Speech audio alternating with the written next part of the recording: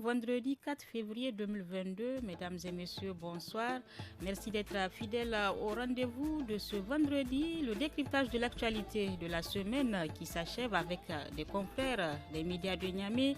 Aujourd'hui, nous allons tout d'abord parler de la situation des 200 orpailleurs du site de Diado à Agadez, victimes le 29 janvier dernier dans le nord d'Agadez d'une attaque par des individus armés non identifiés. Leur convoi transportait 122 kg d'or. Ensuite, il sera question du rapport de l'ONG Transparency International sur l'indice de perception 2021 de la corruption, publié le 25 janvier dernier. Le Niger a reculé d'un point par rapport à l'année dernière. Pour terminer, nous parlerons de la hausse du prix de la baguette de pain qui passe à 200 francs CFA au guichet et 225 francs CFA à la livraison depuis le 1er février 2022. Pour débattre de ces sujets, nous recevons dans ce studio M. Sidikou Ousmane Doumbia, il est journaliste indépendant. Bonsoir Sidikou. Bonsoir. M. Ousseini Issa, il est journaliste indépendant. Bonsoir à vous. Bonsoir. Et M. Garé Amadou, journaliste au quotidien La Nation. Bonsoir. Bonsoir. À la modération, c'est Nafis Adam Sirfo.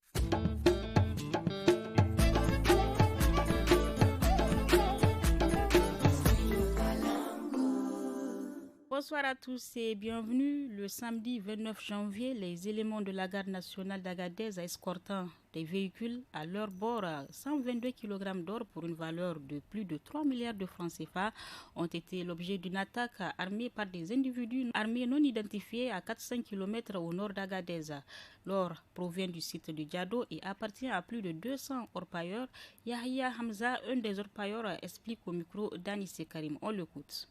Effectivement, nous sommes dans une grande situation que nous ne comprenons pas. Nous sommes des artisans de l'or. Nous avons une organisation. Ils ont trouvé un consensus entre eux et les autorités, ceux qui ont l'habitude de nous amener de l'or. On les paye pour le transport de nos marchandises. Ils quittent de Diado à Agadez. À notre grande surprise, le samedi, environ de 18h, par fuite, on a entendu que le convoi a été attaqué. On s'est précipité, aller voir notre président. Président, vous êtes au courant de ce qui s'est passé? Il nous a dit non. L'opération a été effectuée aux environs de 10h de ce même samedi. Notre or, c'est 122 kilos. Sa valeur, 3 milliards 600 millions. C'est inadmissible. C'est étonnant. On attend des réponses. Mais jusqu'à présent, on n'a pas eu encore d'informations sur le colis. Mais l'État est là. C'est lui notre garant. On compte sur lui. Nous sommes au gouvernorat ici pour que la justice soit faite.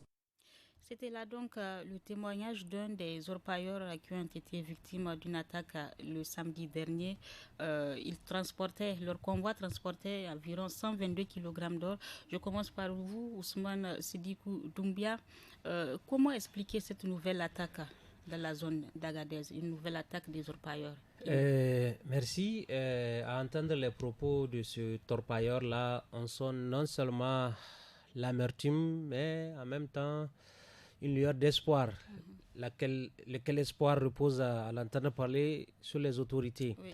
Donc, ces dernières se doivent, honnêtement parlant, de mener toutes les investigations possibles pour situer les responsabilités et traquer ces trafiquants jusqu'à dans leur dernier retranchement, parce que c'est inadmissible des gens qui, au péril de leur vie, il l'a si bien dit, là où l'affaire semble un peu mystérieuse, que leur président n'ait pas l'information, il aurait fallu qu'il l'informe.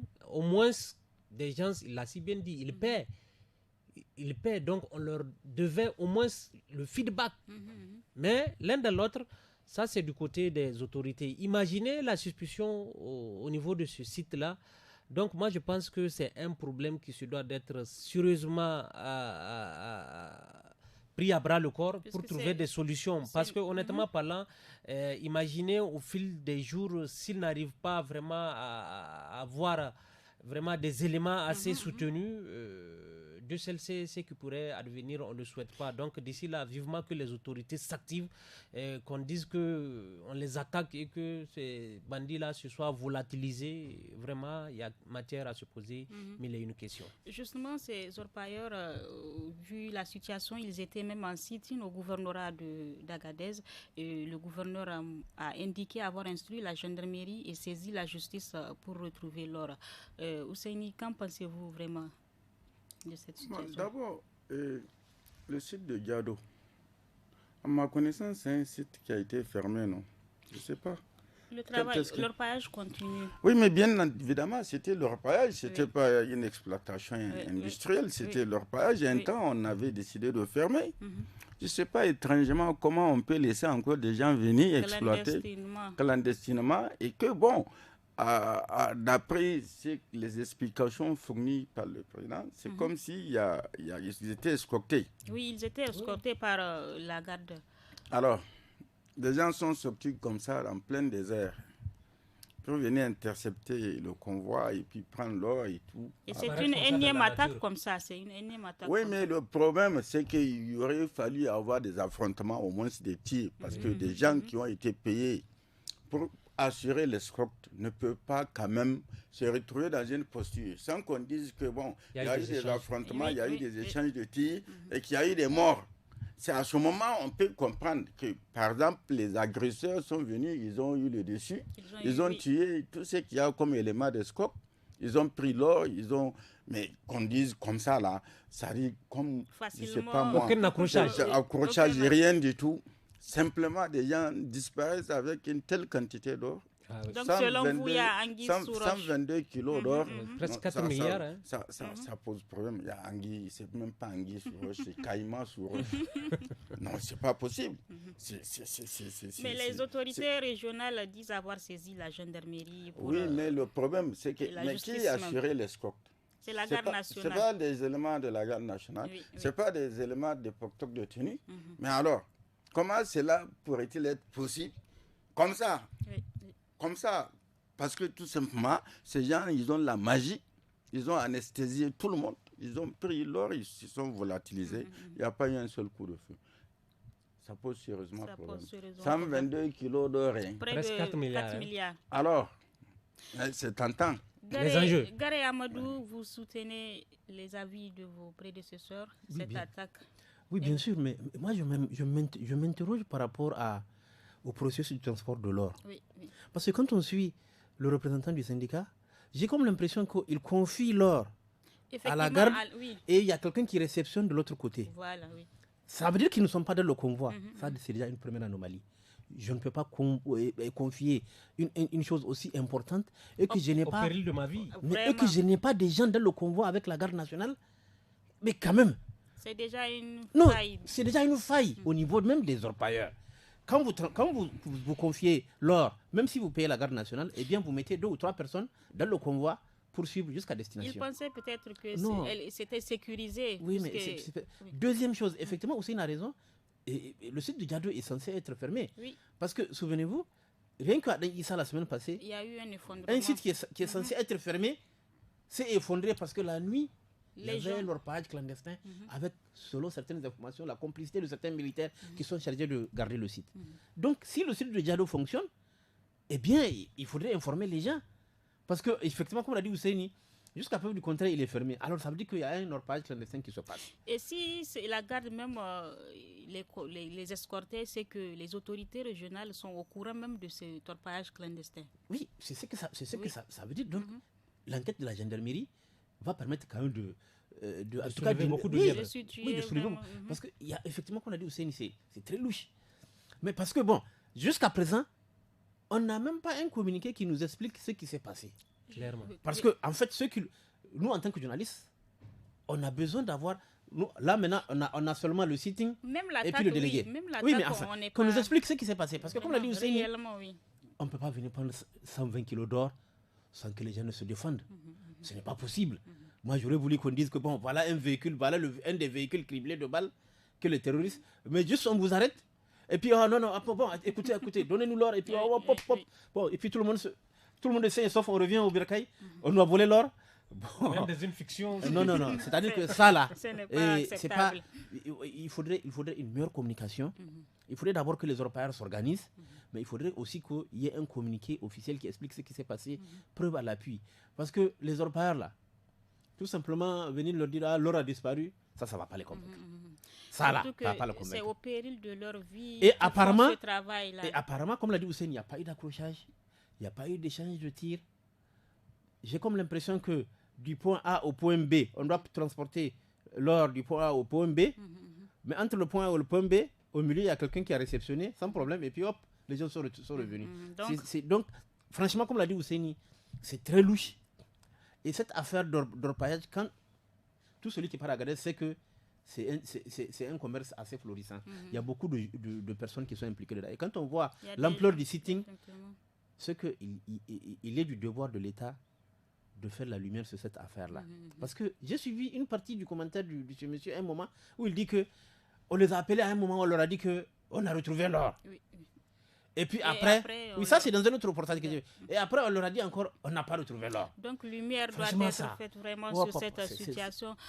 Sidiki, pour terminer, pour clore ce sujet, ces orpailleurs, on sait que c'est au péril de leur vie qu'ils font ce travail. Malgré toute cette situation, selon vous, qu'est-ce que l'État vraiment doit faire, malgré que c'est clandestinement, pour vraiment les protéger?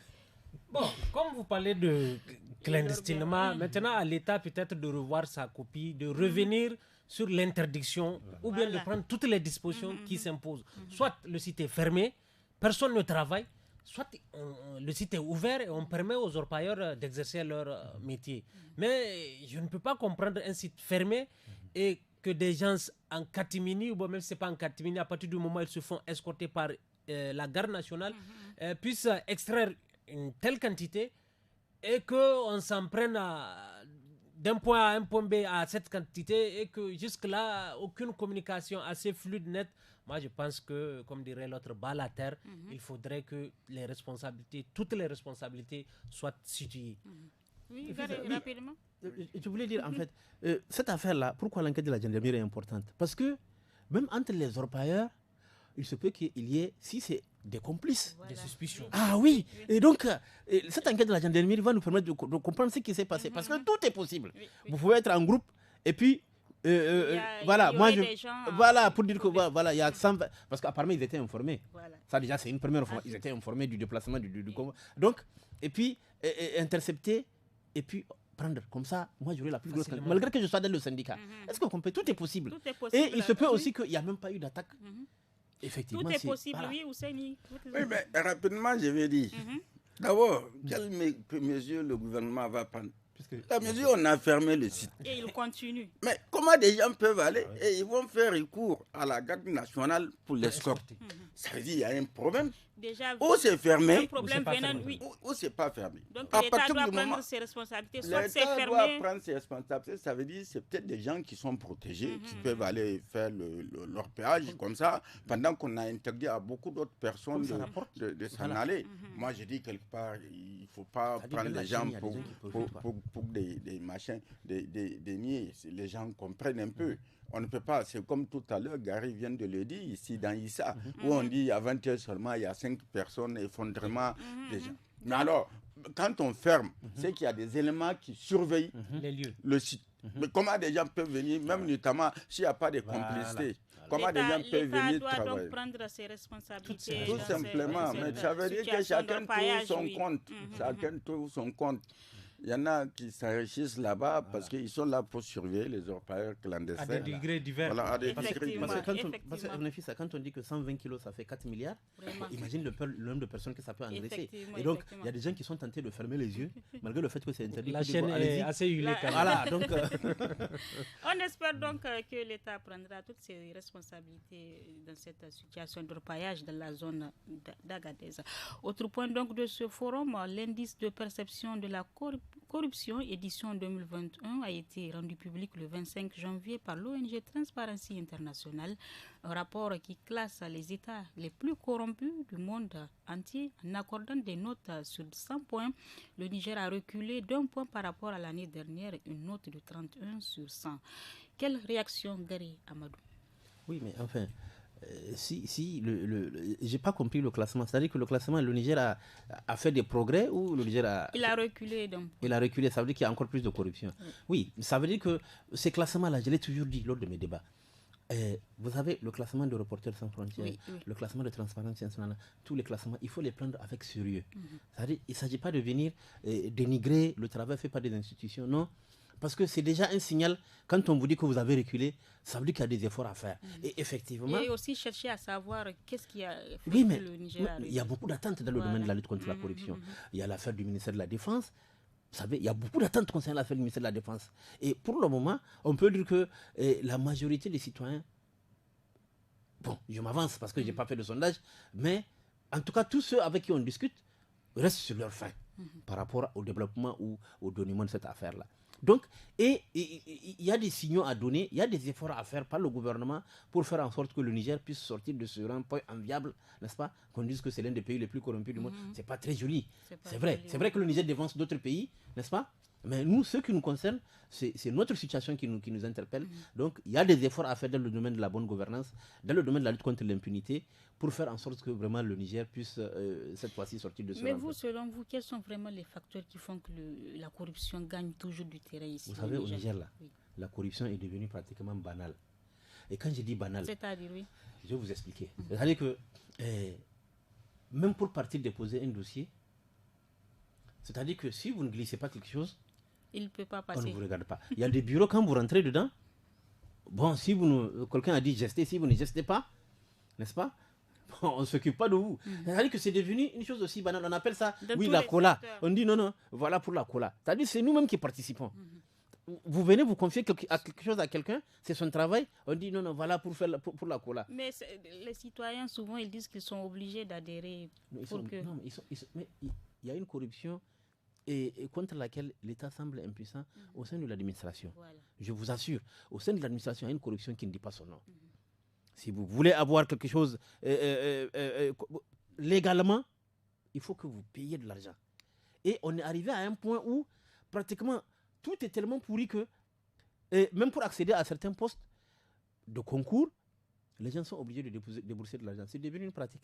Et les concours ne reflètent plus, les résultats des concours ne reflètent plus la compétence à l'égalité des candidats.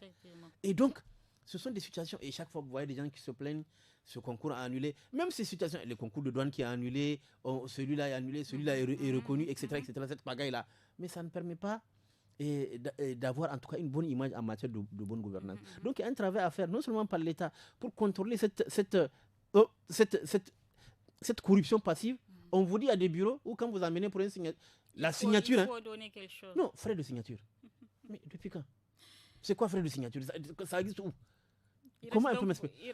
Moi, je peux comprendre le timbre qu'on met, le timbre de 200, puisque ça a été officialisé. Ça a été... Mais frais de signature? Frais de signature. Et puis, comme ça, les gens, et ça continue. On fait, apparemment, ceux qui le font, ils se sentent intouchables. Et ça continue. Et le citoyen lambda est en train de souffrir à cause de ça. Beaucoup reste à faire. Donc, Sidi Ousmane, comment expliquer cette situation? Si on sait que même on a une institution qui lutte aussi contre cette corruption-là, Halcia. Comment expliquer vraiment que la corruption progresse ici au Niger? L'explication, elle est toute simple pour moi. À l'instant, Gary en a parlé de celle qui se passe au niveau de l'administration. Oui. Moi, je pense que il faut attaquer le mal à la racine. Il faut tuer le serpent à travers la tête. Aujourd'hui, beaucoup de Nigériens sont déçus par rapport à des dossiers de corruption et de détournement qui sont classés sans suite. Bon, entre-temps, c'est le pauvre citoyen, le citoyen lambda qui est meurtri dans sa chair, qui, du seul fait de desiderata de certains qui se sont levés un beau jour en instaurant des pratiques, ils ne font que subir. Moi, je me dis qu'il faudrait que, je ne sais pas, il faut passer par des états généraux. C'est une refonte de... La corruption atteint des proportions assez inquiétantes, madame, dont vous ne pouvez même pas imaginer. Et ces données, ou bien ces statistiques, Gary l'a si bien dit, elles doivent interpeller. Et en premier lieu, le fait qu'il n'y ait pas de l'impunité que... L'impunité est pour quelque chose, parce qu'aujourd'hui, ils sont combien les get, les MDN get, on en a connu combien, et qui sont restés comme ça. Tant que l'on ne sévit pas, à un moment donné, les gens avaient nourri d'espoir par rapport aux propos du président de la République lors de son investiture, mais à l'épreuve des faits, c'est comme si, ou bien c'est même pas, c'est comme si la montagne a accouché d'une souris. Donc moi je me pense, c'est pour ça que je dis le mal, il faut l'attaquer à la racine, il faut le serpent, on le tue pas à travers la tête. Si les gros scandales là, aujourd'hui, ont été réglés, ceux qui sont impliqués ont été sanctionnés, moi je pense que ça allait être un signal fort, la matérialisation de cet acte dissiperaient ou bien, en tout cas, ceux qui s'adonnent à cette pratique réfléchiraient à deux avant d'agir, comme ils sont en train de le faire. Monsieur Hussein, l'impunité en est pour quelque chose quant à la progression de la corruption ici au Niger. Selon vous, pour vraiment lutter contre cette corruption, quels sont les secteurs sur lesquels on doit mettre l'accent même? Quel secteur? Tu viens de dire l'impunité. Oui. Mais il faut combattre l'impunité. Ça dit qui que tu sois. Si tu poses des actes répréhensibles vis-à-vis de la loi, il n'y a pas de raison à ce qu'on te fasse un traitement de faveur. Dans les pays occidentaux, c'est comme ça que ça fonctionne. Qui que tu sois, ministre, quelque chose comme ça, tu touches à un franc de l'État auquel tu n'as pas droit. Tu vas aller en prison ou tu rembourses. Et ici, ça dépend du camp dans lequel tu te trouves. Alors, à partir de ce moment, ces institutions-là vont valent quoi? Ça fait quoi? Ça fait quoi? On va, quand je vois Alcia, on coupe des brevets, on embête les enfants, voilà. On va. Alors, il faut s'attaquer au mal en s'attaquant à la racine. Mais on ne veut pas attaquer la racine. On va chercher des menus frétins, des choses comme ça pour dire on est en train de lutter. Non, on ne peut pas éradiquer ce phénomène-là. On a vu beaucoup de dossiers, les deux ont parlé de ces dossiers-là, il y en a beaucoup. Il y en a beaucoup de dossiers qui doivent normalement, parce que c'est ça qui va alerter. Quand les gens vont considérer, ils vont voir des dignitaires qui sont trempés dans des affaires de corruption ou des commerçants, la clientèle politique du régime, on les a pris, on les a jetés en prison. Celui qui est en bas là, il va se dire, je dois faire attention. Mais quand tu vois en haut, on ne touche à personne. Toi, tu es en bas de l'échelle. Au bas de l'échelle. Surtout qu'on sait que plusieurs affaires restent toujours sans suite. Mais alors, plus le temps passe, plus on a tendance à oublier, plus le dossier est classé, et c'est fini. Mais alors, on ne peut pas redresser un pays de cette façon-là. Il faut créer les conditions pour que l'argent public, là, que ce soit l'argent public, que c'est sacré, le bien public, c'est mentionné dans la Constitution, c'est sacré. Mais quand on ferme les yeux par rapport à des affaires, des scandales, et de l'autre côté, quand c'est des petits, on est là, on veut sanctionner pour montrer, ça ne montre pas, ça ne règle pas le problème. Il faut véritablement aller en profondeur, montrer que nul n'est au-dessus de la loi. Voilà ce que la loi prévoit par rapport. Mais faire du discours, le bruit là, ça ne change absolument rien du tout. Quand il s'agit de corruption, c'est le simple citoyen qui subit les sanctions, mais quand il s'agit d'en haut, d'en haut. Bien sûr, mais regardez par exemple, regardez cette affaire du ministère de la Défense. C'est pratiquement le plus. Moi, je pense que ça a joué un rôle dans la chute, le fait que le Niger. Effectivement. Je suis sûr que c'est l'affaire du ministère de la Défense. Je suis sûr. Mais alors, j'aimerais même revenir sur notre rôle en tant que médias. Vous savez, ce sont des médias qui ont révélé cette affaire du ministère de la Défense. Et brusquement, les médias qui ont révélé l'affaire, ils sont revenus pour dire que non, ceux-là qu'on avait cités là, ils ne sont pas coupables. Que voilà, c'est les fonctionnaires, blablabla. Nous-mêmes, en tant que journalistes, nous sommes fautifs de cette affaire, Nafissa. Nous n'avons pas de responsabilité. Oui. Et pourquoi? Parce que nous sommes corrompus. Nous prenons de l'argent. Il faut le dire, nous prenons de l'argent pour travestir, pour défendre X. Tout le monde est pourri alors. Non, quand je dis nous, je parle de la corporation. Tout à fait. Je ne dis pas que mais la pratique c'est quoi? C'est-à-dire que tu as révélé une affaire, tu as dit qu'un tel a fait ça, un tel a fait ça, un tel a fait ça. Et puis brusquement, tu viens te dédire. Pop, comme par une baguette magique, tu reviens, tout ce que tu as dit là, pop, tu renverses. Tu dis non, X n'est pas coupable, c'est les fonctionnaires, c'est les agents du ministère de la Défense. Ça là, c'est trop facile. Et donc, pour que ce travail-là, pour faire en sorte que le Niger puisse remonter dans le classement, c'est un travail du gouvernement, mais c'est un travail de nous tous, citoyens, journalistes. Faisons correctement les choses. Voilà, mais comme je l'ai dit tout à l'heure, comme la corruption est devenue banale, et bien même au niveau de la presse, elle existe. Parce qu'une personne qui est impliquée dans une affaire, n'est-ce pas? Un journal en parle, le même journal, la personne contourne, elle donne de l'argent, et puis le même journal revient pour dire que, oui, contrairement à ce que, voilà, selon les éléments que nous avons, blablabla, patati patata, conclusion, le monsieur là n'est pas dedans. Donc c'est un tel, c'est un agent du ministère de ceci. Comme l'a dit Hussein, le menu frétin. Mais non. Tous les secteurs donc, sont touchés par ce. Du coup, la responsabilité doit être. Même l'affaire du Gado, là, ça prouve la responsabilité, elle est à partager. Tout le monde est coupable, comme dirait l'autre, et tout le monde est interpellé. À chacun, dans sa sphère de responsabilité, d'essayer du mieux qu'il peut pour rester clean. Moi, j'ajouterais vraiment là où je veux beaucoup plus tabler, c'est-à-dire les gros guettes là, les gros scandales là. Il faut sévir là-bas. Il faut sévir là-bas, comme ça on saura que vraiment le temps est donné. Mais vous savez, on ne sévit pas, et mieux, c'est ceux qui sont impliqués. Du haut de leur piédestal, ils narguent le petit peuple. Comment voulez-vous que le phénomène puisse prendre fin? Mais l'espoir est permis.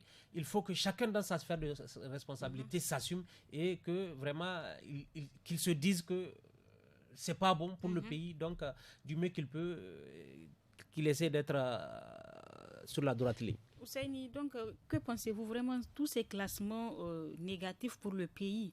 Est-ce que vous pensez que ces genres de classements peuvent amener l'État à prendre ses responsabilités? Le fait qu'à l'extérieur, on voit que la mauvaise image, effectivement... En réalité, tout est lié à ce qu'on est en train de vivre comme politique. La vertu. L'homme politique doit être vertueuse. Les gens... Ils engouffrent la politique par le truchement à la démocratie, sans aucune compétence, sans rien du tout. La seule motivation, le seul mobile, je veux m'enrichir facilement de ça. Facilement, oui. Je suis opérateur économique, j'ai un peu de ressources à investir dans une campagne. Il y a le retour de l'ascenseur. Gère le parti. Je gère le parti. On ne va pas me refuser des marchés, même si je ne suis pas compétent pour pouvoir, comment vais-je dire, exécuter le marché correctement. Parce que tout simplement, j'appartiens. Il faut qu'on se départisse de ça. Mais je vois mal comment on peut arriver à s'en sortir tant qu'on est dans ce schéma-là. Où les gens pensent que non, la démocratie, tous ceux qui crient là, la plupart des gens, c'est pas parce qu'ils y croient. C'est quoi? C'est le meilleur système politique, en tout cas parmi tous les systèmes qui existent. Mais malheureusement, dans notre pays, ça a été dévoyé. C'est des gens, parce qu'ils ont un peu de ressources, ils s'engouffrent. On voit des gens sortir du nerf, dans des conditions normales, là, des gens qui ne peuvent même pas, ils se retrouvent du jour au lendemain, on te dit, il est milliardaire. Alors, il a gagné l'argent où? Il a hérité de qui? Non, la preuve même, Ousseini, c'est-à-dire qu'aujourd'hui, un pays comme le Niger, avec plus de combien de partis politiques? Je n'ai pas fait le décompte, mais plus de 150 partis politiques. Ça veut dire que c'est devenu... Est-ce qu'on a besoin de ça? Est-ce que nous avons besoin d'autant de partis? La pléthore de partis, pas sérieux. Surtout que lors des campagnes, c'est des milliers de millions qui sont dépensés. D'où sortent ceux... Il n'y a que des grands partis au Niger. Il n'y a que des grands partis. Les autres, bon, tu peux être candidat indépendant, des choses comme ça. Mais c'est tous les jours, à chaque élection, des gens créent des nouveaux formations. On dit que c'est le droit de... Donc, à cette allure, la corruption... On dit que c'est la liberté démocratique, donc il faut laisser là. Donc, même s'il faut faire 300 partis politiques, il faut laisser faire. Ah non. À cette allure, la corruption gagnera toujours du terrain au Niger.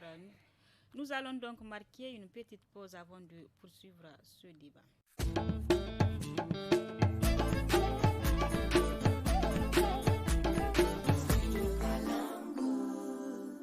Dernier sujet de ce décryptage de l'actualité de la semaine. Depuis le 1er février 2022, la baguette de pain s'aligne sur la liste des produits alimentaires qui connaissent une hausse de prix au Niger. Afin de soutenir les professionnels du domaine, le syndicat national des boulangers et pâtissiers du Niger a fixé le prix de la baguette de pain à 200 francs CFA au guichet et 225 francs CFA à la livraison. Pour en savoir plus, je vous propose d'écouter ce reportage de notre reporter Rabiatou Mekano. 200 francs CFA au guichet, 225 francs CFA chez le détaillant, c'est le nouveau prix de la baguette du pain depuis le 1er février 2022 au Niger. Une décision du syndicat patronal des boulangers et pâtissiers qui fait suite à la hausse des prix des matières premières, notamment le blé. De nouvelles charges qui ont contraint certaines boulangeries à fermer, selon Madame Oumou Mamoudou, boulangère. La plateforme revendicative est sur le bureau du ministre. Ils ont dit tout ce qu'il y a comme problème. Les boulangeries sont en train de fermer. Donc le syndicat a dit maintenant, revenons tous à 200. Soit le consommateur vient acheter le pain au guichet cash, Le boulanger va chez le vendeur de la farine, il achète cash. Ou bien le chairman qui veut qu'il reste chez lui jusqu'au fond, là, on lui amène, il faut que le frais du carburant et des choses qu'il supporte en attendant le secours de l'État. Les détaillants du pain dans les quartiers ont également du mal à faire face à cette nouvelle hausse. Ibrahim Abdou, dans son épicerie du quartier Yantala de Niamey, voit son chiffre d'affaires baisser. Donc, à la boulangerie, c'est 200 francs. Si on nous le livre, elle nous revient à 225 francs. Nous aurons donc un petit bénéfice. Mais à la boulangerie, nous achèterons la baguette à 200 francs. Donc, s'ils vendent eux à 200 francs et nous à 250, nous n'aurons plus de clientèle. Chaque jour, je vendais environ 40 baguettes. Mais aujourd'hui, il me reste encore 2 baguettes dans la vingtaine que j'ai pris. Tout en espérant un meilleur rapport qualité-prix, des consommateurs sont appelés à accepter ce nouveau prix qui, selon les boulangers, les mettrait à l'abri d'une faillite. À travers donc ce reportage, il ressort que la hausse du prix de la baguette est en lien avec la hausse du prix des produits alimentaires consommés ici au Niger. Selon vous, Ousmane Sidikou Doumbia, est-ce que la hausse des prix des matières premières est une raison pour augmenter le prix aussi de la baguette du pain? Bon, vous savez, moi franchement, cette augmentation-là, à la limite, pour moi, je ne vois pas, ça n'a pas de sens. Parce que même si ça varie d'une boulangerie à une autre, de tout le temps, la baguette a été vendue, en tout cas dans la plupart des boulangeries, à 200 francs. Dans certaines, à 150. Oui. Donc, que l'association, bien les professionnels de ce secteur-là se lèvent et fixent le prix à 200 francs, chez le détaillant à 225. Certains voient 250. 250. Et là où le bas blesse, certains détaillants refusent même de vous vendre le quart parce qu'ils disent qu'ils ne vont pas s'en sortir. Bref, que ce soit du côté de l'association ou bien chez les détaillants, dans tout ça, c'est le consommateur. C'est le consommateur qui en paie le prix. C'est le consommateur qui le ressent durablement cet impact-là dont vous parlez. Donc moi, je pense que vraiment, ils ont intérêt. Il ne faut pas qu'ils arguent comme quoi c'est la cherté des prix. Non, il ne faut pas qu'ils se cachent derrière cette cherté-là pour fixer, je pense, unilatéralement. Et mieux, moi, j'ai comme l'impression, ça a passé comme lettre à la poste. Les gens sont là, ils ne bronchent pas. Bien que je vois beaucoup interpeller les associations ou organisations des consommateurs. Mais nous sommes avant tout dans un pays, le Niger, qui plus est en Afrique. Est-ce qu'il est aussi indispensable que eux, les détaillants, tout comme les responsables des syndicats le pensent? Moi, je pense qu'ils ont intérêt à revoir leur prix. Les consommateurs doivent dénoncer. Chacun doit dénoncer. On n'a pas à attendre des organisations de consommateurs ou quelque chose. Aujourd'hui, est-ce que le pain est aussi indispensable? Retournons, comme dirait l'autre, à nos disques, à nos CD, les galettes et les beignets. Même si par ailleurs, de leur côté, ils ont diminué en quantité. Donc moi, je pense que vraiment, les gens peuvent décider... Pourquoi pas un boycott de la consommation? On verra à ce moment s'ils vont maintenir le prix. Les citoyens doivent dénoncer ce rehaussement du prix. Êtes-vous d'avis, Ousseini? Ça va changer quoi? Que le prix revienne à son... Oui, les citoyens. D'abord, le gouvernement. Oui. Qui n'a rien dit. Le gouvernement, le ministère du Commerce est là. Le pain, quand même, c'est une denrée, quand même, un aliment que les gens consomment dans ce pays. Oui. Même si ce n'est pas comme dans les pays maghrébins, où carrément le pain et les gens consomment de plus en plus de pain. Les gens consomment régulièrement le pain. Je ne peux pas comprendre que le ministère soit là, que des gens se lèvent un bon matin, ils décident que les prix vont changer. Et on applique. Et jusqu'ici, le ministère n'a pas dit mot. Il y a des associations de consommateurs, il n'y a aucun qui est sorti. Qui n'existe que de nom. Qui n'existe souvent que de nom, je ne sais pas, parce que, bon, je dis quelque part, bon, les gens ont beau dénoncer dans les médias et tout, ça va changer quoi? Ce n'est pas que le pain, même le piment vert, là, n'est-ce pas?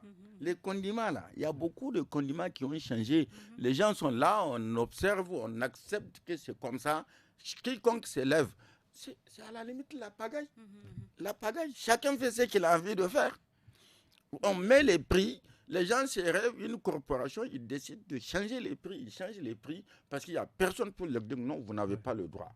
Maintenant, l'association de défense des droits des consommateurs, la population compte sur eux. Mais la population, là, la population a besoin d'un guide. de guide. Il n'y est pas. Mais s'il n'y a pas de guide, mais moi je suis avec une pancarte pour dire je suis contre l'augmentation du pain.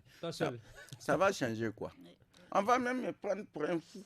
Ouais. Et la police va venir me récupérer, m'attraper en plein.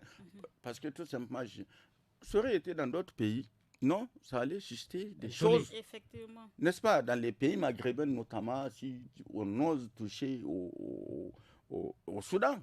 Rappelez-vous, au Soudan, c'est parce qu'il y a eu une augmentation sur le prix du pain que le président là est tombé. N'est-ce pas? Et ici, tout le monde est... C'est inadmissible donc qu'on se lève un beau jour pour augmenter. Quel est votre... C'est vrai, Nefis, on peut dire que ce n'est pas correct. Mais vous savez, le marché du commerce là, Nefisa, j'achète, je vends. Alors, si je vends à 50 francs, ce que j'achetais à 25 francs, là où je l'achète à 100 francs, je ne vais pas le vendre au même prix. Il faut augmenter, Non, c'est pas possible. Avoir un bénéfice. Le problème, c'est que chacun doit jouer son rôle. Les associations de consommateurs, ça n'existe pas au Niger. C'est faux. Parce que si ça existait, à chaque approche du mois béni de Ramadan, tu ne les entends jamais parler.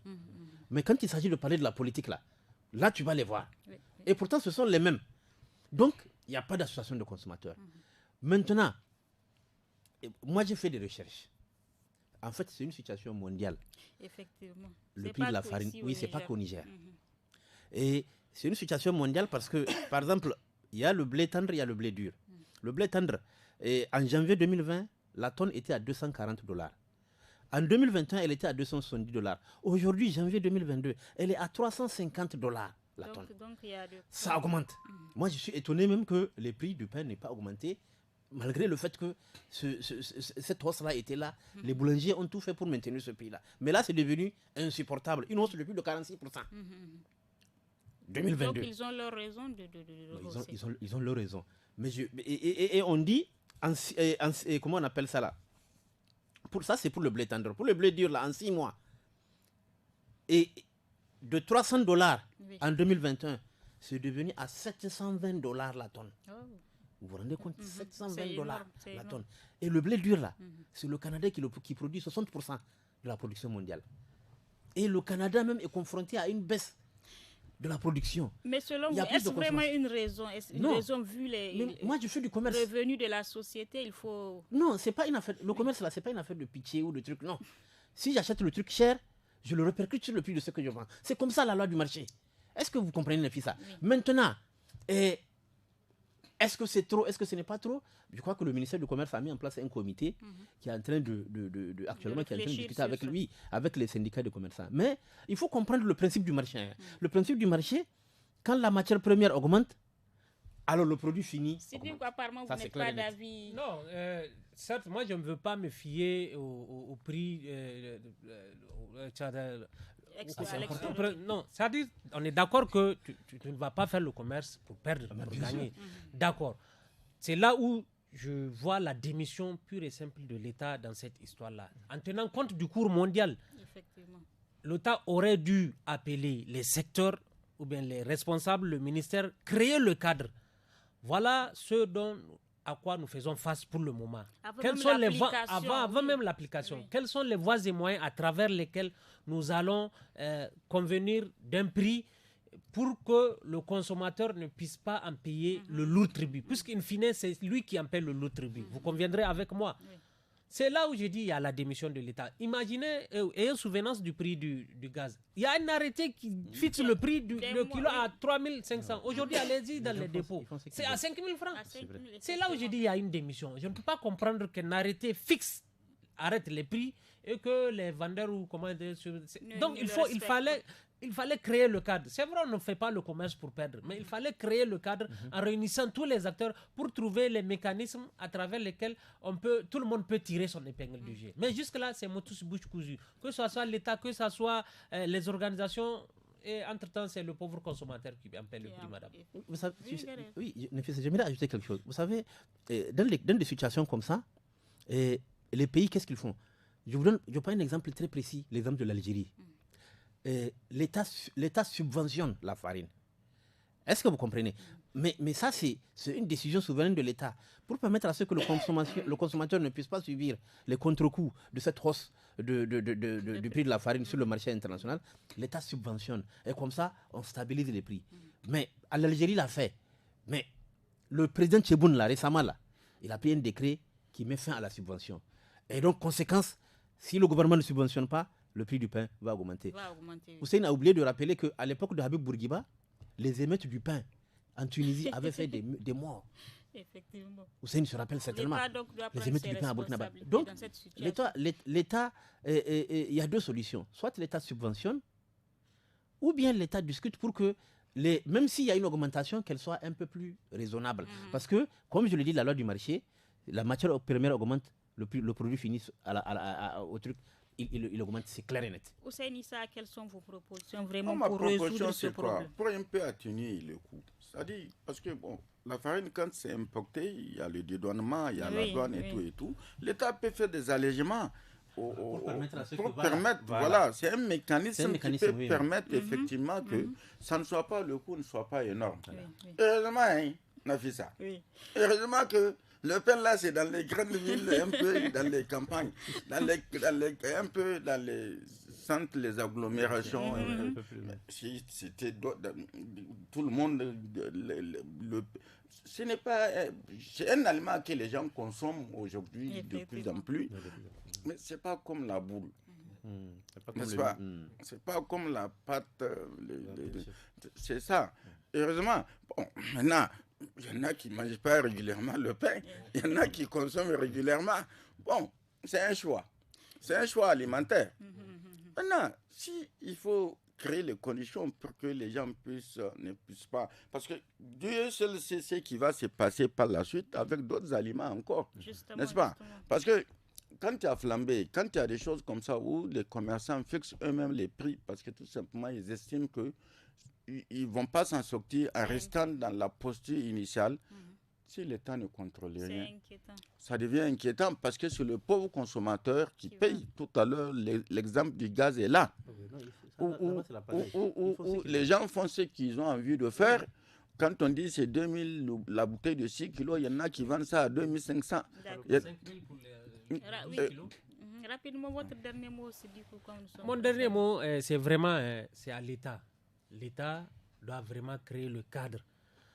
Créer le cadre, c'est quoi? En réunissant tous les acteurs, les organisations, même si Gary pense qu'elles n'existent que de nom ou bien elles s'activent dans d'autres domaines, les boulangers, les consommateurs, vraiment créer le cadre, trouver à travers des mécanismes savants pour que chacun puisse tirer son épingle du jeu. Sinon, je vous assure, ça ne se limite pas seulement au pain. D'ailleurs, faites un tour à travers le panier de la ménagère à quelques mois de Ramadan. Effectivement. Et si un beau matin, chacun se lève et fixe son prix. Le sucre est en train d'arriver. Oui, merci. Donc, oui, à quelques secondes. Ce que je voulais dire, ce que j'ai oublié de rappeler, que dans les recherches que j'ai faites, il a été prouvé que le prix du fret même, pour le transport des trucs, le fret, c'est pour pouvoir transporter les trucs là, ça a quintuplé en une année.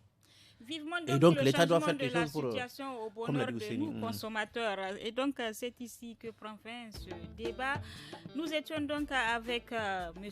Ousmane Sidikou Doumbia, journaliste indépendant. Merci d'être venu.